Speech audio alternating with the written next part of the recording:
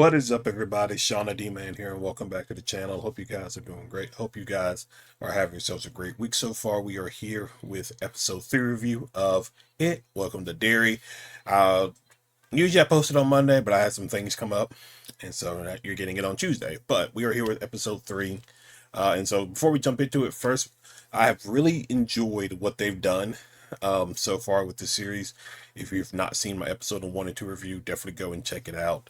But overall, I do love it. It is very much, there's a, like, episode 1 did a pretty good job of, like, just setting, like, just get everybody, give you all the information about the characters. But there's several plot points that are all going on at the same time that are, it seems like it's going to eventually collide as the series goes on. But episode 3 opens up with the year 1908, I believe it was, where we meet a young boy, Francis, who is at a carnival. You get some um, Pennywise based stuff here, even though he's not in it. But there's like a little girl that has like clown makeup on that kind of looks like Pennywise. The red balloons that we've seen before throughout the series, throughout the movies as well.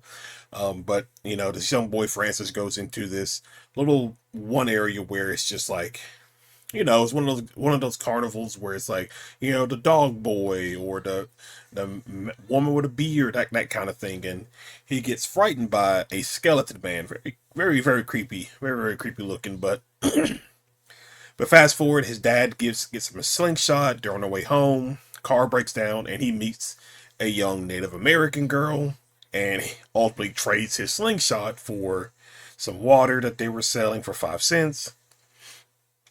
And then we just get like a little bit of montage of them just being friends, hanging out, and things like that. But Francis ends up going into the woods. We don't know who this girl is. We find out later in the episode. We don't know who this girl is or the young boy. We also find that out later. But he goes too far in the woods and kind of gets turned around, and lo and behold, the skeleton man's here. But I mean, obviously we know that's not who it is.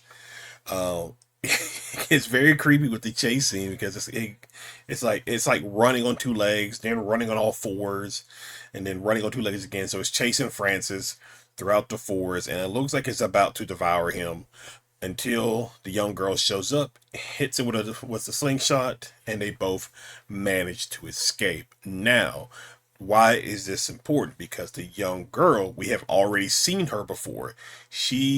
Her name is Rose. She owns the store where Will's telescope came from in episode 2.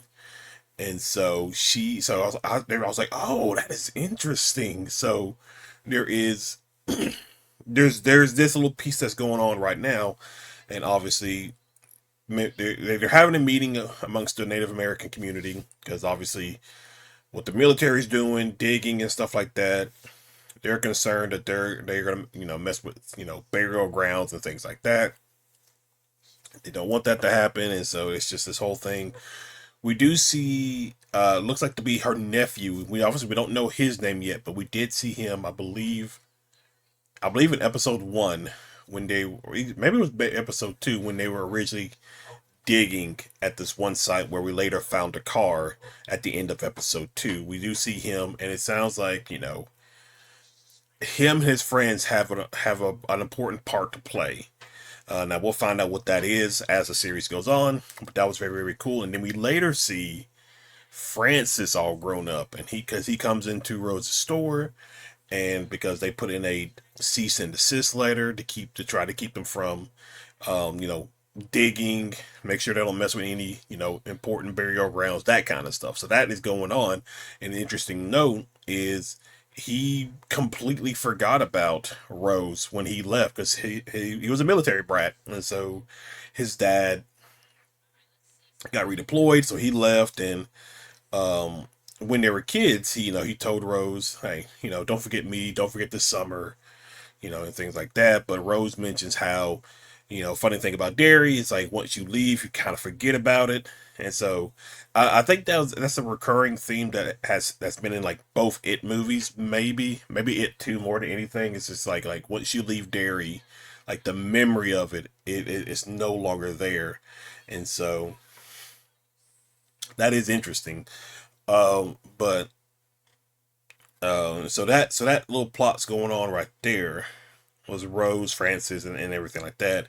We also have uh Halloran and Hanlon and their whole thing where they are searching for the artifact, which we know is to be basically Pennywise is what they're looking for, and they talk about the car, how the car was Al Bundy. Um, they got shot up in like 1935, I believe is what it was. It's brought up earlier was Rose and her nephew during the town meeting with the Native American civilians. It gets brought up then, but it also gets brought up here, and so the plan is to use Halloran. They have something that marked the entity, Pennywise.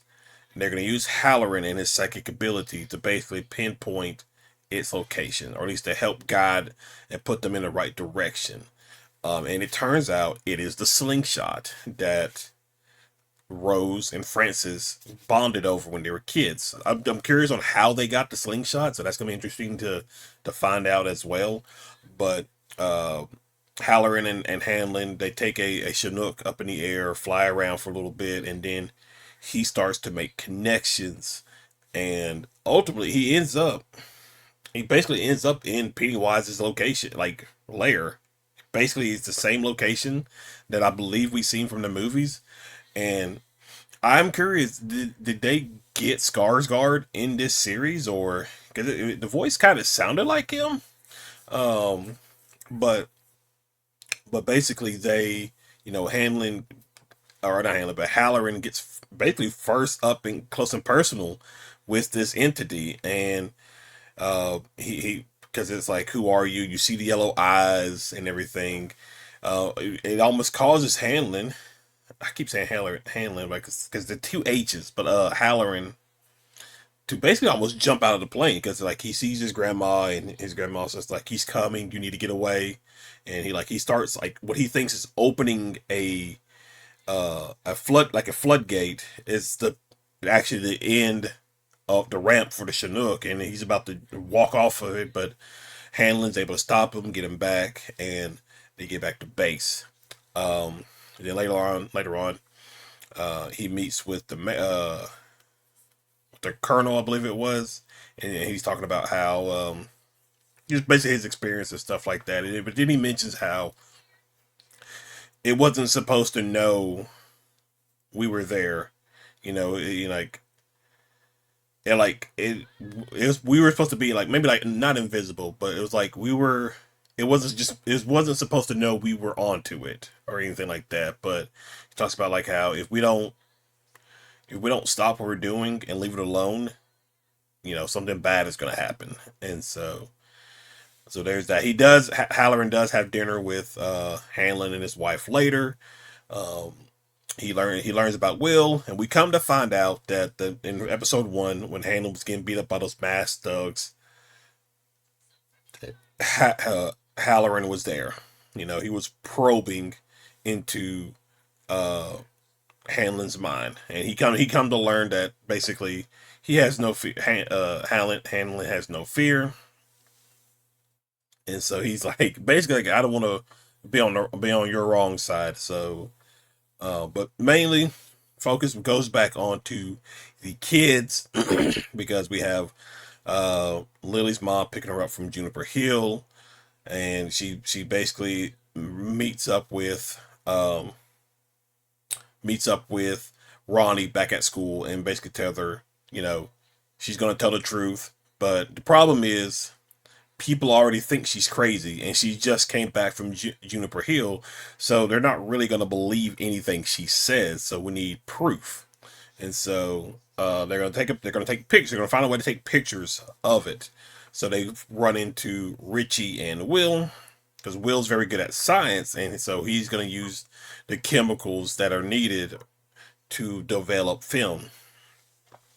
And so the plan is because Rich talks about how he heard from his uncle how to like summon like basically like these spirits and stuff like that back in Cuba.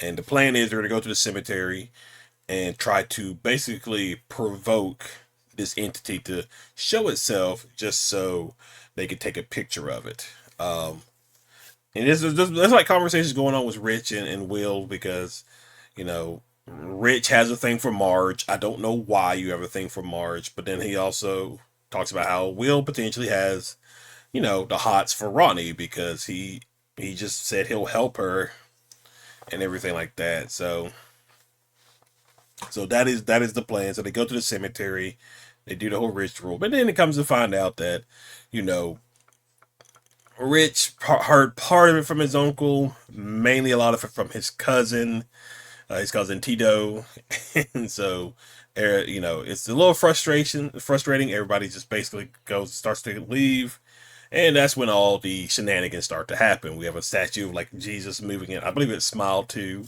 and then it goes to this whole like Scooby Doo type chase, which I really love. But like they're getting chased throughout the cemetery. Like Rich sees his cousin Tito, but we also see like the ghost and everything of Phil, Teddy, and Susan, just basically haunting them. They're taking pictures of each at each moment that they can, but then all of a sudden they lose the camera, and so it's just like this running thing of it. Um, Will's the last one to get out. He kind of like falls into like a down the hill a little bit.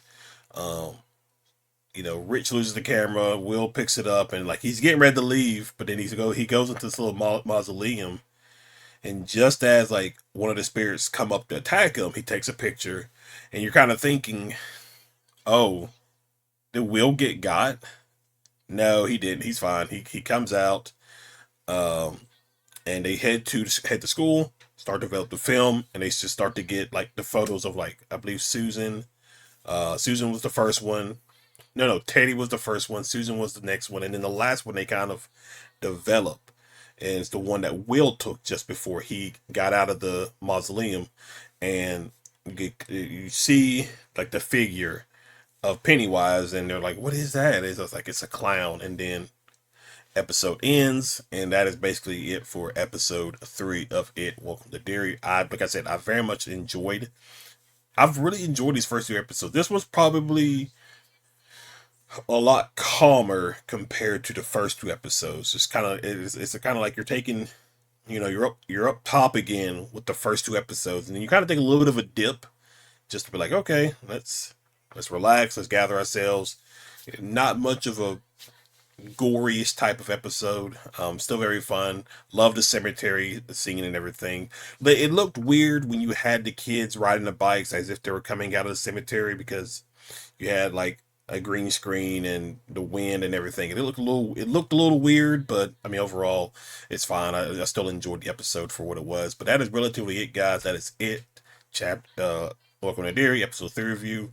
If you guys loved it, hit that like and subscribe button, comment below. I would love to hear you guys' thoughts. But other than that, I will see you all in the next video. Y'all have a good one.